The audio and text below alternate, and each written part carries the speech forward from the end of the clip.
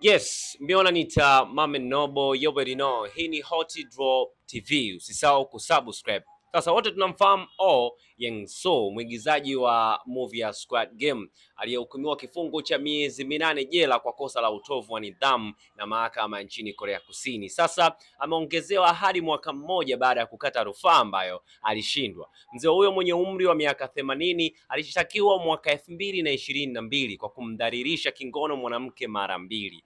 Mashambulizi hayo yalifanyika miaka mitano mapema wakati alipokuwa akiishi katika eneo la mashambani kwa ajili ya maonyesho ya mwaka 2017. AFP iliripoti tawi la Singnam la mahakama ya wilaya Suwon likisema amesema atakata rufaa dhidi ya hukumu hiyo na ana siku 7 kufanya hivyo. Madai hayo yalikuwa kwamba alimkumbatia mwanamke na kumbusu shavuni kinyume na mapenzi yake, shirika la habari la Yonhap liliripoti. Pia ameagizwa kuhudhuria masomo ya ukatili wa kingono. Imeripotiwa kulingana na AFP, Hakim Ji-Young-ju alisema rekodi za mwathiriwa za kushambuliwa na madai yake zinalingana na zinaonekana kuwa kauli ambazo haziwezi kutolewa bila kufanyiwa hivyo. Alikuwa amekanusha madai ambayo kulingana na mahakama ya wilaya ya Suwon yalifanyika kwenye njia ya kutembea na mbele ya makazi ya mwathiriwa.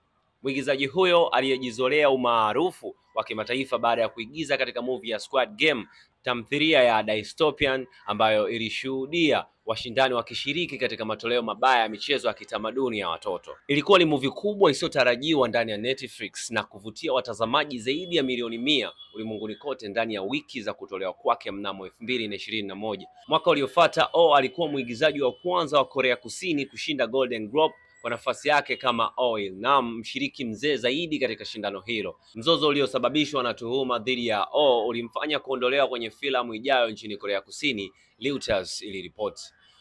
Women Link, shirika maarufu la kutetea haki za wanawake, lilizungumza na waandishi wa habari muda mfupi baada ya hukumu hiyo na kusema, sasa tunaweza kusema kwamba unyanyasaji wa kijinsia katika ukumbi wa michezo sio mila ya zamani, lakini unyanyasaji wa kijinsia, mtuhumiwa lazima aache kujaribu kufanya shambulio lake liondoke, aombe msamaha kwa mwathirika na kukubali kosa lake.